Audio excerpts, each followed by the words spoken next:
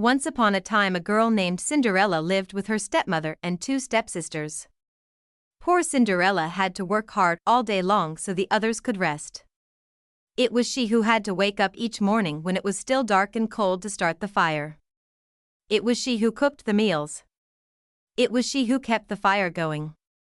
The poor girl could not stay clean from all the ashes and cinders by the fire. What a mess, her two stepsisters laughed. And that is why they called her Cinderella. One day, big news came to town. The king and queen were going to have a ball. It was time for the prince to find a bride. All of the young ladies in the land were invited to come. They were wild with joy. They would wear their most beautiful gown and fix their hair extra nice. Maybe the prince would like them. At Cinderella's house, she now had extra work to do. She had to make two brand new gowns for her stepsisters. "You call that a dress?" screamed the other. "Oh, dear," said Cinderella. "When can I?" The stepmother marched into the room. "When can you what?" "Well," said the girl, "when will I have time to make my own dress for the ball?" "You," yelled the stepmother. "Who said you were going to the ball?"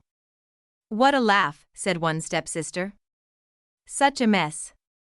They pointed at Cinderella. All of them laughed. Cinderella said to herself, "When they look at me, maybe they see a mess. But I am not that way. And if I could, I would go to the ball."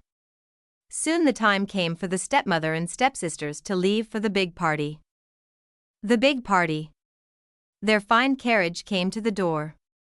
The stepmother and stepsisters hopped inside. And they were off. "Goodbye," called Cinderella. "Have a good time." But her stepmother and stepsisters did not turn around to see her. "Ah, me," said Cinderella sadly. The carriage rode down the street. She said aloud, "I wish I could go to the ball, too." Then poof. All of a sudden, in front of her was a fairy. "You called," said the fairy. "Did I?" said Cinderella. "Who are you?" "Why, your fairy godmother, of course. I know your wish. And I have come to grant it." "But," said Cinderella, "my wish is impossible." "Excuse me," said the fairy godmother in a huff. "Did I not just show up out of thin air?" "Yes, you did," said Cinderella. "Then let me be the one to say what is possible or not." "Well, I think you know I want to go to the ball, too." She looked down at her dirty clothes. "But look at me." "You do look a bit of a mess, child," said the fairy godmother.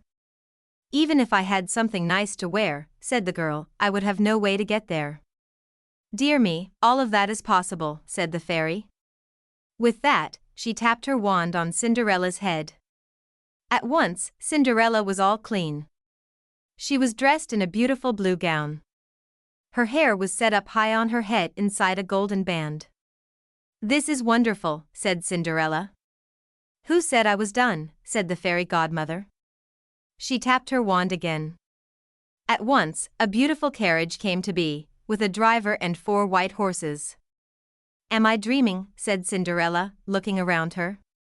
"It is as real can be," said the fairy godmother. "But there is one thing you must know." "What is that?" "All of this lasts only to midnight. Tonight, at the stroke of midnight, it will all be over. Everything will go back to how it was before." "Then I must be sure to leave the ball before midnight," said Cinderella. "Good idea," said the fairy godmother. She stepped back. "My work is done." And with that, the fairy godmother was gone. Cinderella looked around her. Did that even happen? But there she stood in a fine gown, and with a golden band in her hair. And there were her driver and 4 horses before her, waiting. "Coming," called the driver. She stepped into the carriage. And they were off. The ball. Over at the ball, the prince did not know what to think. "Why do you have that sad look on your face?" the queen said to her son. "Look around you. You could not ask for finer maidens than these." "I know, mother," said the prince.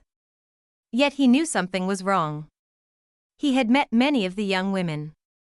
Yet after he said hello, one by one, he could find nothing more to say. Look. Someone pointed to the front door. Who is that? All heads turned. Who was that lovely maiden stepping down the stairs? She held her head tall and looked as if she belonged. But no one knew her. There is something about her, said the prince to himself. I will ask her to dance. And he walked over to Cinderella. Have we met? Said the prince. I am pleased to meet you now, said Cinderella with a bow. I feel as if I know you, said the prince. But of course, that is impossible. Many things are possible, said Cinderella, if you wish them to be true. The prince felt a leap in his heart. He and Cinderella danced. When the song was over, they danced again. And then they danced again, and yet again. Soon the other maidens at the ball grew jealous. Why is he dancing all the time with her? They said. How rude. But all the prince could see was Cinderella. They laughed and talked, and they danced some more. In fact, they danced for so long that Cinderella did not see the clock. Part 4, The Clock. Dong, said the clock. Cinderella looked up. Dong, went the clock again. She looked up again. Oh, my, she cried out. It is almost midnight. Dong, rung the clock. Why does that matter? Said the prince. Dong, called the clock. I must go, said Cinderella. Dong, went the clock. But we just met, said the prince.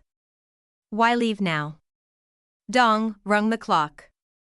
I must go, said Cinderella. She ran to the steps. Dong, said the clock. I cannot hear you, said the prince. The clock is too loud. Dong, rung the clock. Goodbye, said Cinderella. Up the stairs she ran. Dong, went the clock. Please, stop for a moment, said the prince. Oh, dear, she said as one glass slipper fell off her foot on the stair. But Cinderella kept running up. Dong, said the clock. Please wait a moment, said the prince. Dong, rung the clock. Goodbye. Cinderella turned one last time. Then she rushed out the door. Dong. The clock was quiet. It was midnight. Wait, called the prince. He picked up her glass slipper and rushed out the door. He looked around but could not see her blue dress anywhere. This is all I have left from her, he said, looking down at the glass slipper. He saw that it was made in a special way, to fit a foot like none other. Somewhere there is the other glass slipper, he said. And when I find it, I will find her, too. Then I will ask her to be my bride. The search. From hut to hut, from house to house, went the prince. One young woman after another tried to fit her foot inside the glass slipper. But none could fit. And so the prince moved on. At last the prince came to Cinderella's house. He is coming, called one stepsister as she looked out the window. At the door, screamed the other stepsister. Quick, yelled the stepmother. Get ready. One of you must be the one to fit your foot in that slipper. No matter what. The prince knocked. The stepmother flew open the door. Come in, she said. I have 2 lovely daughters for you to see. The first stepsister tried to place her foot in the glass slipper. She tried hard, but it just would not fit. Then the second stepsister tried to fit her foot inside. She tried and tried with all her might, too.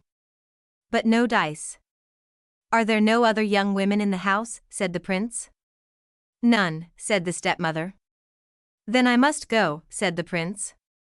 Maybe there is one more, said Cinderella, stepping into the room. I thought you said there were no other young women here, said the prince. None who matter, said the stepmother in a hiss. Come here, said the prince. Cinderella stepped up to him. The prince got down on one knee and tried the glass slipper on her foot. It fit perfectly. Then, from her pocket Cinderella took out something. It was the other glass slipper. I knew it, he cried. You are the one. What? Shouted a stepsister. Not her, screamed the other stepsister. This cannot be, yelled the stepmother. But it was too late. The prince knew that Cinderella was the one. He looked into her eyes. He did not see the cinders in her hair or the ashes on her face. I have found you, he said. And I have found you, said Cinderella. And so Cinderella and the prince were married, and they lived happily ever after.